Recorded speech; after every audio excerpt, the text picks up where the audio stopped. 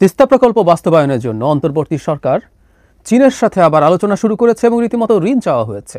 পত্রিকায় দেখলাম ৬,৭০০ কোটি টাকা ঋণ চাওয়া হয়েছে এবং রিপোর্টটা পুরো পড়ার পর মনে হলো সরকার বেশ ভালোভাবেই এই প্রকল্প চীনের সাথে বাস্তবায়ন করার ক্ষেত্রে এগিয়ে যাচ্ছে।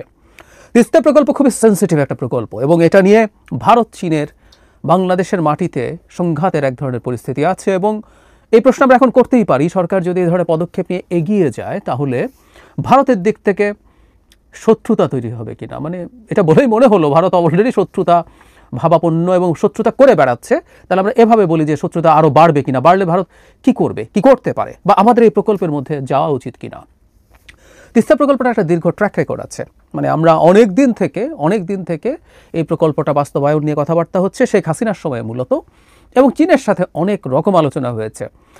চীনের রাষ্ট্রদূত তিস্তা প্রকল্প এলাকায় গেছেন নির্বাচনের আগে পরে, এমনকি ২৪-এর নির্বাচনের পরপরও চীনের রাষ্ট্রদূত তিস্তা প্রকল্প এলাকা পরিদর্শনে গেছেন। চীনের খুবই ইন্টারেস্ট আছে, চীন এমনিতেই ঋণ বেচতে চায়, ঋণ কিন্তু বেচে। চীনের যে পরিমাণ আইডল টাকা আছে, যথেষ্ট উচ্চ সুদে সাপ্লায়ার্স ক্রেডিটের লোন দিয়ে তারা ভালো ব্যবসা করে, এমনকি অপ্রয়োজনীয় প্রকল্পেও তারা ঋণ দেয়। সেটা আজকের আলোচনা না। চীন ঋণ দেওয়ার জন্য বসে আছে, কিন্তু তিস্তা প্রকল্পে তার ঋণ দেওয়ার আগ্রহ অনেক বেশি। চীনের আগ্রহ যেখানে অনেক বেশি হবে, চোখ বন্ধ করে আমরা বুঝতে পারি, ভারত সেখানে নাখোশ হবার কারণ আছে। বিশেষ করে তিস্তা প্রকল্পে যে অবস্থান সেটা সংকট তৈরি করছে। আমরা আসবো সেই জায়গায়, তার আগে প্রকল্পটা আসলে কি সেটা নিয়ে একটু কথা বলা দরকার। সেটা হচ্ছে এখানে মূলত বর্ষার সময় যখন অনেক বেশি পানি আসে, তিস্তার গজলডোবা ব্যারাজ আছে ভারতে, সেই ব্যারাজের পানি তখন ছেড়ে দেওয়া হয়, তখন প্রচুর পানি এসে আমাদের এখানে ভয়ঙ্কর বন্যা হয়, ভাঙন হয়। মানে একটা নদীতে শুকনোর সময় যখন পানি থাকে না, তার তলদেশ উঁচু হতে থাকে, উঁচু হতে হতে সংকট যেটা তৈরি হয়, তখন যখন বেশি পানি আসে তখন নদীর সেই গভীরতা থাকে না সেই পানিকে ধারণ করার, তখন সে বন্যা তো হয়ই, ভাঙন তৈরি করে। এটার জন্য এককভাবে ভারত দায়ী। তার কারণেই আমাদের নদীর যে বেড আছে সেটা উঁচু হতে থাকে, যেহেতু শুকনোর সময় তিস্তা একেবারেই পানি শূন্য থাকে আর বর্ষার সময় পানি ছেড়ে দেয়, ফলে পানি তো আর আমরা বাড়াতে পারবো না। আমি প্রকল্পটা দেখলাম, আমি এক সময় যতদূর মনে পড়ে শুনেছিলাম যে বর্ষার সময় পানি এখানে রিজার্ভারও তৈরি হবে, যেখানে পানি ধরে রাখা হবে, কিন্তু আমি এই রিপোর্টে খেয়াল করলাম সেই রিজার্ভারের কথা নেই। তার মানে মূলত বর্ষার সময়কার পানি ম্যানেজমেন্ট, এখানে তিস্তাকে ন্যারো করে ফেলার কথা হয়েছে, এটার গভীরতা বাড়ানোর কথা হয়েছে যাতে এটা অনেক গভীর হয় এবং পানি ধারণ বেশি করতে পারে, পাড় বাঁধানোর কথা হয়েছে, রাস্তা বানানোর কথা হয়েছে, এরকম অনেক কিছু। তার মানে বর্ষার সময়কার ম্যানেজমেন্ট, যাতে বন্যা না হয়, ভাঙন না হয়। কিন্তু যে বললাম চীনের খুবই আগ্রহ আছে, কারণ আসলে মানে এটা আমরা ধারণা করতে পারি এই প্রজেক্টটা ভারতের সবচেয়ে স্ট্র্যাটেজিক একটা চোক পয়েন্ট আছে নিজের দেশের মধ্যেই। আমরা অনেকেই এটা এখন চিকেন স্নেক বলে চিনি। শিলিগুড়ি করিডোর ২০-২১ কিলোমিটার চওড়া একটা স্ট্রিপ, যেটা ভারতের মূল ভূখণ্ডের সাথে তার উত্তর পূর্বাঞ্চলীয় যে রাজ্যগুলো, 7 সিস্টার্স আমরা বলি, সেগুলোকে সংযুক্ত করেছে। সো চীনের এক ধরনের আগ্রহ থাকার কথা, ভারতের সাথে তার ভবিষ্যৎ কোনো সংঘাত হতেই পারে, সেখানে কাছাকাছি থাকার একটা অবস্থান তাকে সুবিধা দিতে পারে। ঠিক এই কারণেই এটা ভারতের কাছে খুবই অপছন্দের এবং ভারত ক্রমাগত এটা নিয়ে প্রতিবাদ করেছে। মজাটা হচ্ছে পানি দেবে না আমাদেরকে, বর্ষার সময় পানি ছেড়ে আমাদেরকে ডুবিয়ে মারবে, কিন্তু আমরা আর কারো টাকা নিয়ে এটা বানাবো সেটাও হতে দেবে না। ফলে তারা ক্রমাগত বাধা দেয় এবং ৭ জানুয়ারি ২০২৪-এর আমিরামি নির্বাচনের পর শেখ হাসিনা ভারতে গেলেন। এটাও একটু অফ টপিক হলেও বলে রাখি, এই জিনিসগুলো স্মৃতিচারণ করা দরকার। ভারতে তিনি প্রথম যাবেন বলে চায়নায় যাওয়া পিছিয়ে দিচ্ছিলেন বারবার। ভারতে যেহেতু জাতীয় নির্বাচন হয়নি, অথচ স্বাভাবিক ছিল তিনি তথাকথিত প্রধানমন্ত্রী হওয়ার পর, যেহেতু ভারতে নির্বাচন আছে, উনি এবার ভারতকে বলে ঠিক আছে তোমার নির্বাচন শেষ হোক, তারপর যাবো, আমি আগে চায়নায় যাই। না, যান নাই। উনি তার প্রভু শেখ হাসিনা, তার প্রভু মোদির, অনেকে অবশ্য মোদিকে অন্য কিছু বলেন, যাই হোক, যে প্রভু মোদির সাথে দেখা করবেন এই সিদ্ধান্তের জন্য অপেক্ষা করলেন। এবং ভারতের সাধারণ নির্বাচন হওয়ার পর, মোদি প্রাইম মিনিস্টার হবার পর তিনি ভারতে যান এবং এসে ঘোষণা করে দেন তিস্তা প্রকল্প ভারতই করবে। তিনি সেই সংবাদ সম্মেলনটার কথা আমাদের নিশ্চয়ই মনে আছে। এবং শুধু সেটা না, আরেকটা স্ট্র্যাটেজিক জিনিস যেটা চায়না চেয়েছিল, মোংলা পোর্ট পরিচালনার জন্য ওখানে কিছু স্থাপনা নির্মাণ করা এবং সেটার দায়িত্ব পাওয়া, সেটাও চীনের সাথে অনেক অগ্রগতি হয়ে যাওয়ার পর সেটাও ক্যান্সেল করেছে। আমাদের নিশ্চয়ই মনে আছে, এরপর চায়নাতে গেলেন এবং শেখ হাসিনাকে রীতিমতো বিদায় করে দেওয়া হয়েছে শর্ট টার্মে, কারণ শেখ হাসিনা চায়নার সাথে আসলে আর কিছুই করতে পারেননি। চায়না খুবই নাখোশ হয়েছিল এবং এই নাখোশ হওয়াটাই শেখ হাসিনার পতনের ক্ষেত্রে খুব গুরুত্বপূর্ণ প্রভাব ফেলেছিল। যাই হোক, ভারত কোনোভাবে এটা চাইছিল না, এবং আমরা নিশ্চিত থাকতে পারি ভারত এই প্রজেক্ট দেবো বলে টাকা পয়সার কথা বলে আদতে এগুলো দিত না, কিন্তু ভারত ঢুকে পড়ে এই জিনিসটাকে ঝুলিয়ে দিয়েছিল। এখন আমাদের কি করা উচিত? আমাদের কি করা উচিত সেই জিনিসটা একটু মনে করা দরকার। ভারতের সিকিউরিটি যে কনসার্ন হচ্ছে, আসলে আমরা এভাবে তো বলতেই পারি যে চায়নার ওখানে প্রজেক্ট আছে, চায়নার ইঞ্জিনিয়াররা আছে, ওখানে যদি কাজ করে সো হোয়াট, এটা আমার ভূখণ্ড, আমার ভূখণ্ডে কাজ করবে, কাজ শেষ করলে তারা চলে যাবে। ওখানে চায়না কোনো ঘাঁটি হচ্ছে না যে ভারতের চিকেন স্নেক নিয়ে খুব মাথা ঘামাতে হবে। আর ভারত তো বিরাট পরাশক্তি, এখান থেকে কে কী করবে না করবে সেই ব্যাপারে তারা সতর্ক থাকতেই পারবে। আবারও বলছি, এখানে জাস্ট একটা প্রজেক্ট তৈরি হবে, এটা যতদিন চলবে 29 সালে শেষ হয়ে যাবে সম্ভবত, যদি আমরা শেষ শুরু করি। তো যদি শেষ হয়ে যায় তারপর চাইনিজরা চলে যাবে, এটাই তো স্বাভাবিক। এত দেখার কি আছে? বাংলাদেশের মাটিতে ভারতের ইনসার্জেন্সি, ভারতের সেভেন সিস্টার্স ইনসার্জেন্সি হতো, এই আলাপগুলো আছে। তারা অনেকেই বাংলাদেশের মাটিতে ছিলেন, মাটিতে বসে সেই কাজ করা, আর আবার এখানে একটা প্রজেক্ট চাইনিজরা করা, আমাদের আকাশ পাতাল পারতে। সুতরাং ভারতের সোকল কনসার্ন আমরা আসলে দেখবো না, দেখতে চাই না।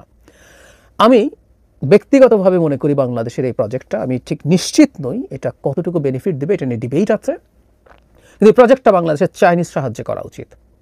আরেকটা ডিবেট আছে বলে নেই, সেটা হচ্ছে এটা অন্তর্বর্তী সরকারের এই সিদ্ধান্তটা নেওয়া ঠিক হচ্ছে নাকি নির্বাচিত সরকারের নেওয়া উচিত হবে, সেটাও ডিবেট হচ্ছে। ডিবেট আমি এখন ঢুকছি না, কিন্তু নির্বাচিত সরকার আসলেও চীনের সাহায্যে এই প্রজেক্টটা করা উচিত। আমাদের ফরেন পলিসির সভারেন্টি তৈরি হয়েছে, আমরা আমাদের ফরেন পলিসির ক্ষেত্রে সার্বভৌম হয়েছি, সেই জিনিসটার একটা ইন্ডিকেশন এটা।